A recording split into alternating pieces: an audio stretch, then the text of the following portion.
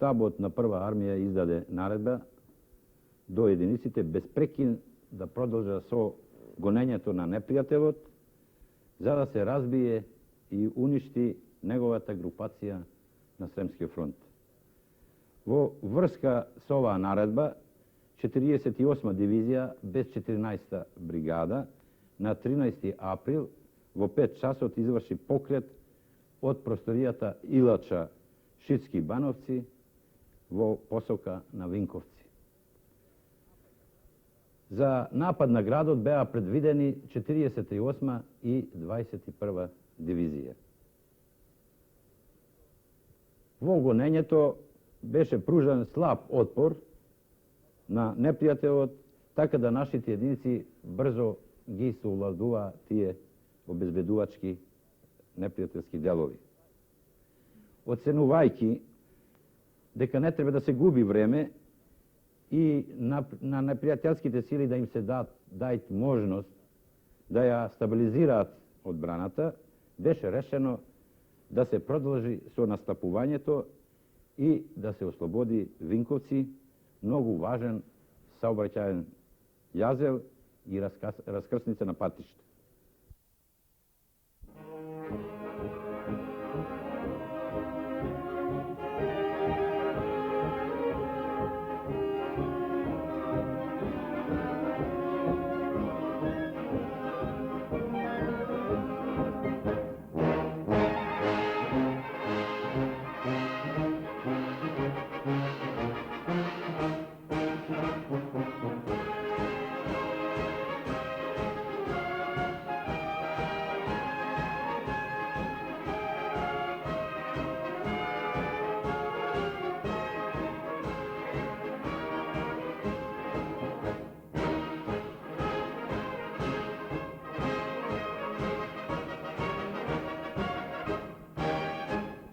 Десно од 48 дивизија од северозапад напаѓаше 31 бригада на 21 српска дивизија и 14-та бригада на 48-та македонска дивизија. Лево не беше воспоставена врска со 22-та дивизија. Тешкиот артилериски дивизион со позициите беше кај село Мирковци, од каде ги поддржуваше единиците во нападот. Организацијата на непријателска одбрана беше пред самиот град, по самата железничка линија, потоа кај поштата и војничките касарни преку реката Босут. Освен тоа, тој ги имаше организирано за одбрана куќите на крајот од градот. Пред градот имаше ровови комбинирани со бункери, со пречки, па понегде и со барикади. Пред теренот, каде што напаѓа единиците, беше доста чист и отворен.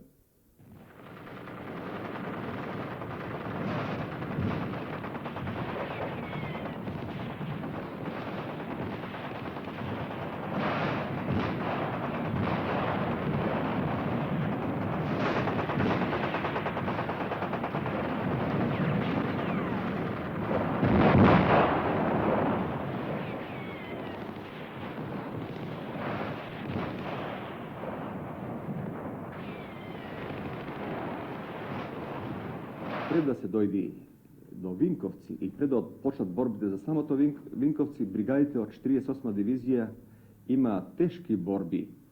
Например, 14 бригада на Товарник, прва и втора на Илова и така натака и така натака.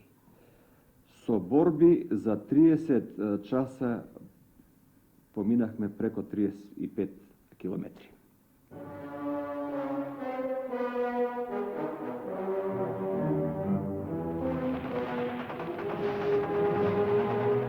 Борбите беа мощне, тешки. Окупаторот жестоко ги бранеше прилазите кон градот. Да ви кажам и тоа, ние бевме принудени поедини бункери да ги ликвидираме со директно гаѓање од топови. Тука дојдоа до израз и автоматчарите, како и нашите бомбаши. Моравме да рушиме бункер по бункер, моравме да одиме чепа по чепа. Тука голема улога одигра нашата артилерија, а и придодадената чета на тенкови. Четата на тенкови не беше кој знае колкова снага, иако беше тоа мал број на тенкови, тие сепак одиграа голема улога и создадоа паника каде окупаторските војници.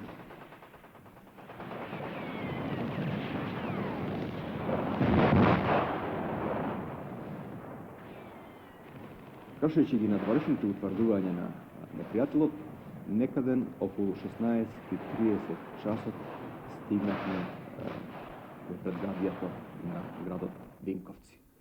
Тука повторно моравме да се малко престроиме и одлучивме да се тргни на јуриш.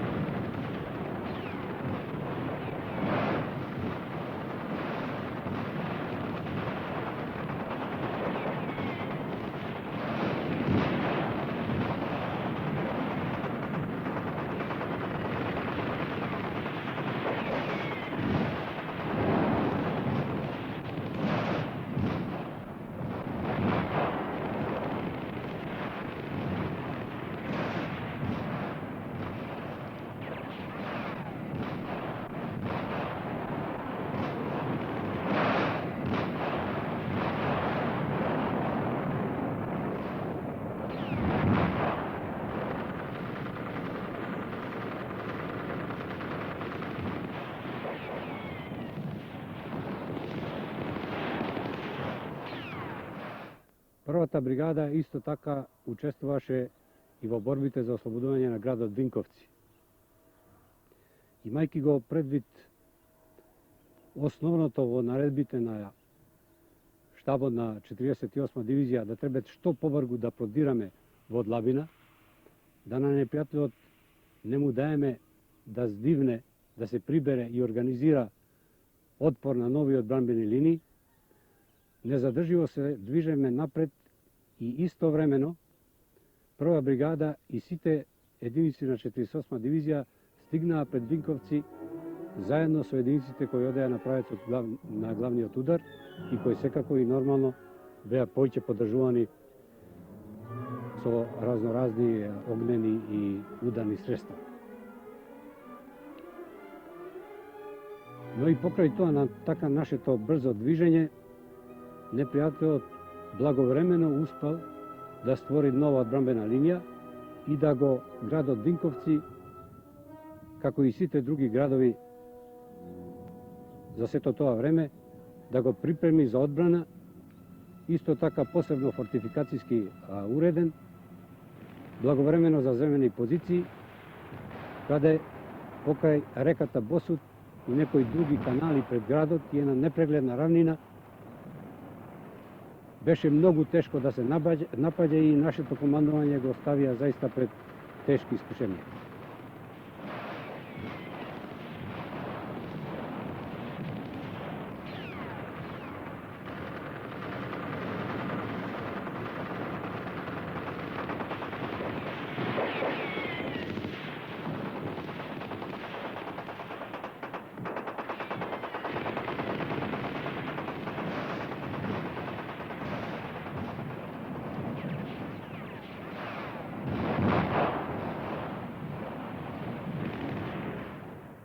Иако некои делови од бригадата беа веќе навлезени во предградието на Винковци, на левиот бок од бригадата имаше некој силен оган од кого што многу наши другари гинеа, паѓа ранети. По некоја случајно се загледав во тој правец и заклучив дека огнот доаѓа од, барем за мене така се ги представив тога, од едни копи со слама. Го извести за тоа мојот непосреден старешина и кога тој го упери својот двоглед, заклучи дека навистина тоа се тврđави на непријателот.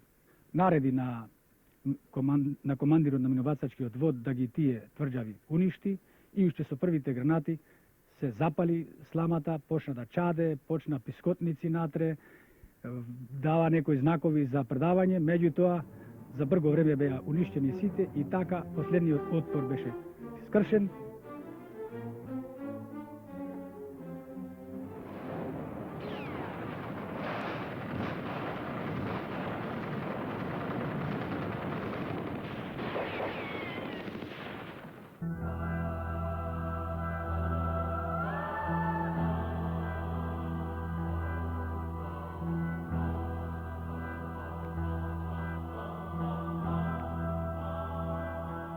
Ние продолживме према правецот на Винковаc на запад, удоле, и тамо до едно џаде јас да пројурам, така сечеше преко пато џадето, низ едни мумуруски најдов еден наш војник ранен и еден германски официр во еден укоп, во еден шанец, и тај нашиот војник влечејќи се и тој ранен, па пришел, го земал автоматот на германски официр, ставил го до него и неговиот автомат и ме гледат мене и двајцата ранени.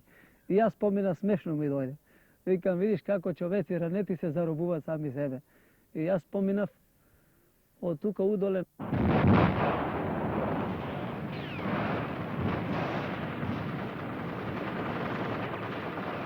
Покрај тоа специфично за нападот на Винковци беше што непријателот беше совршено организирал огин од артилерија и минофрлачи. Но напаѓаме. Прв пат нашите стрелачки строеви беа обсипувани со запречен огин со концентрични ватри во таја мера да се тоа широко поле пред Винковци одекуваше и од експлозии. Да се предат тие неколку километри под таков огин беше заиста големо јунаштво и голем заатак на командовето кој тие го извршија молневито кретајки се према градот Винковци. Користејќи ги и најмалките шумички, ували, неравнини на земјиштето, нашите стрелачки строеви стремеа да се што побрзо доближат во градот и на тој начин во блиска борба да бидат поравноправни на противникот и да здивнат од тој силен огин. Ипак се приближиме на Винковци, почнаме да вршиме обиколки. На тој начин што конкретно од прва бригада еден батальон го префрлиме преку реката Босут, кој почна да продира од Лабина и да им прети да ги отсече.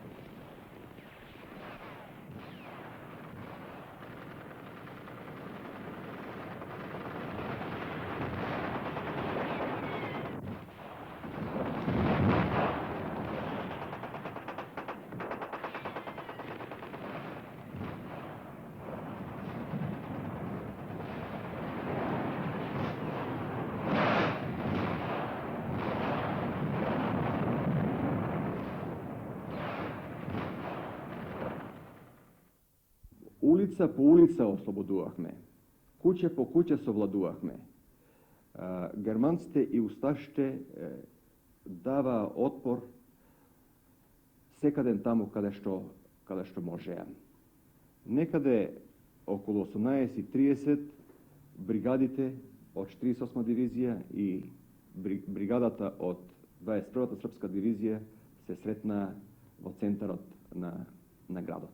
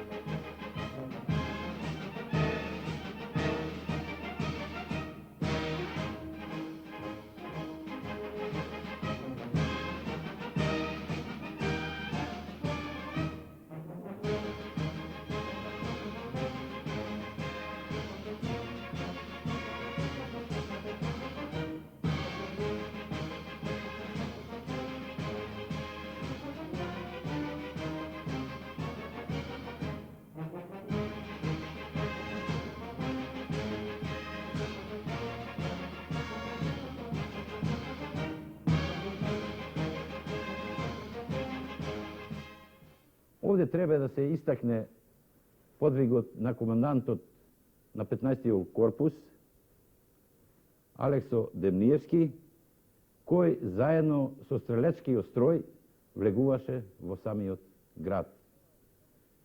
Тоа им влеваше самопоуздање на борците, така да тие уште повеќе има сили да јуришат на бункерите во градот. Македонските во главно единици во еден одлучен, незадржив јуриш го зазедоа Винковци еден ден порано него што воените планови предвидува.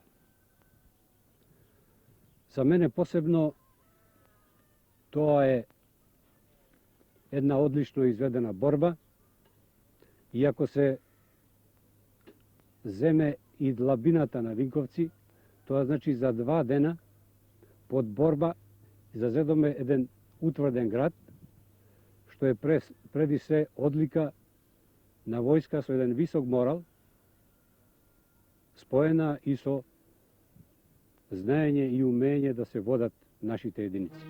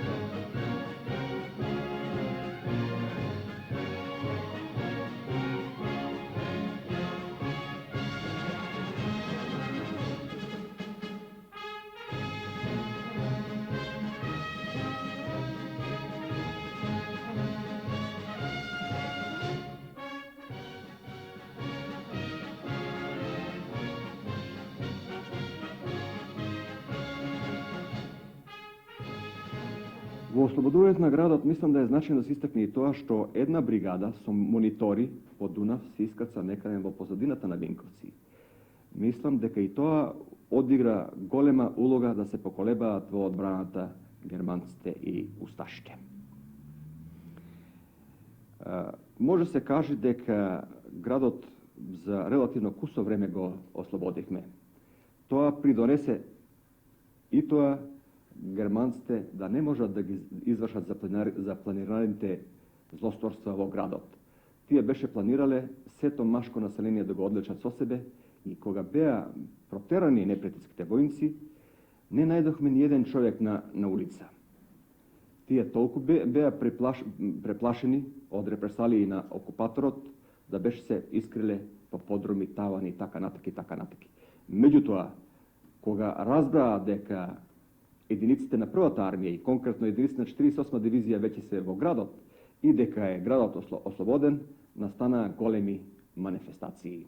Ovom ulicom kojom su nastupale makedonske jedinice, a koja i danas nosi ime makedonskih jedinica, mi smo u to vrijeme, kada smo postavili štab komande, odmah putem naših kurira koji su skupa s nama došli u Vinkovce, u sva sela poslali po jednoga da bi 12 do 13 naših simpatizera pozvali ovamo u Vinkovce. Oni su odmah se odazvali istog dana, dakle 14. već negde oko podne dolazi iz svakog sela 14-15 naših simpatizera i ja sam s njima kao komandant grada održao sastanak, dao im zadatak i oni su ošli u sela da sakupljaju hranu i ostalo što je trebalo za snabdevanje naše armije. Odmah je trebalo, a to je bilo jako hitno, pošto su naše jedinice oslobađanjem grada Vinkovci nadirale prema Brodu i zapadu, trebalo je smjestiti, otvoriti, dakle isprazniti evo ovu gimnaziju i sva veća mjesta gdje smo smjestili hiljade ranjenika. Sada je trebalo ranjenike svakako i njegovati, davati sve ono što je trebalo njima. Međutim, dolazile su omladina naša iz ovoga grada, seljaci i pomagali liječnicima i medicinskom osoblju. Dakle, mogu vam reći da ove sve zgrade velike u cijelom gradu Vinkovci bile su ispražnjene za smještaj ranjenika. Postavio nam se još jedan veliki zadatak, a to je, pored prehrane armije, trebalo je u gradu organizirati prolaznu kuhinju. Ovdje na ćošku, nedaleko od nas, postavili smo centralnu kuhinju za prolazak svih onih koji prolaze u jedinice ili se kreću da mogu se prehraniti, jer tada nije bilo gostione, nije bilo nigdje ništa gdje bi se čovjek mogao nahraniti i pojesti.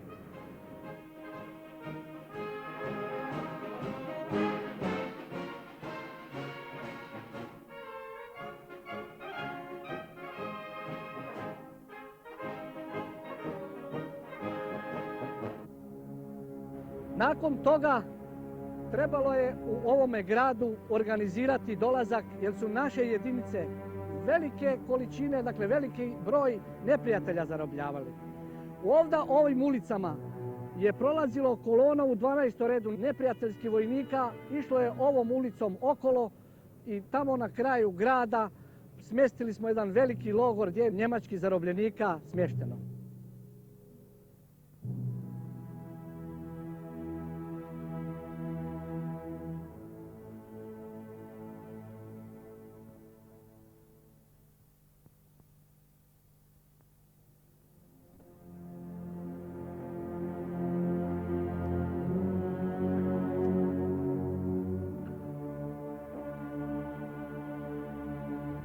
Pošto su naše jedinice potjerale neprijatelja upravo do samog Đakova, gdje je neprijatelj dao veliki i jaki otpor, trebalo je najhitnije pristupiti organizaciji da se uredi, dakle, i osposobi pruga koja je trebala da prevozi kako ratni materijal, tako i hranu za naše jedinice koje su napredovale u pravcu zapada.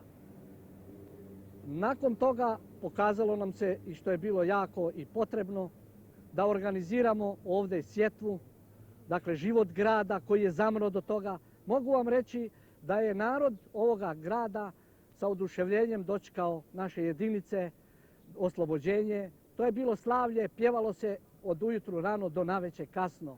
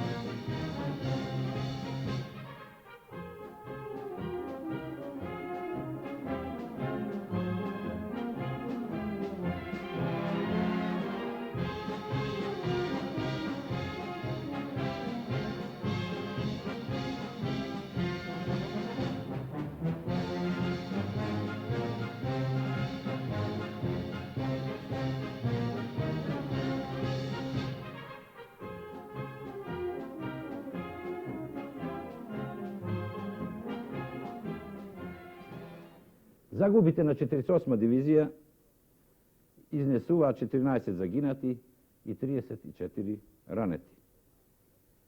Према проценката, непријателските загуби беа околу 70 мртви и околу 160 заробени војници и старешини. Запленете еден магацин со храна, алишта, чевли и друга воена опрема. За овие 2 дена на операциите, единиците на првата армија во потполност го пробија Сремскиот фронт во целата длабочина. При планирањето на операциите се предвидуваше ова операција да се изврши за 3 дена, но како што гледаме, таа беше завршена за 2 дена. По овие борби, единиците почнаа да настапуваат кон Славонија. Во ова меѓувреме стигна и Титовата заповед, која беше признание и поттик на единиците. Во заповедта беа пофалени сите пешадиски, артилериски и инженериски и тенковски единици. Во заповедта на крајот се вели: Ја изразувам својата благодарност на раководителите на единиците кои ги извојуваа овие прекрасни победи. Нека им е слава на паднатите јунаци за ослободувањето на нашата татковина.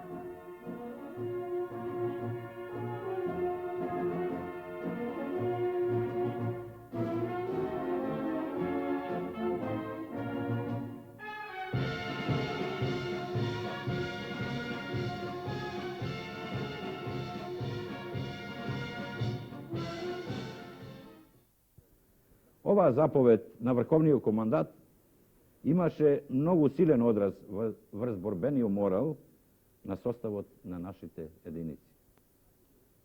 Постигнатите успеси во дводневните операции и оваа заповед на другарот Тито уште повеќе им влеваше сили на полетните борци и единици.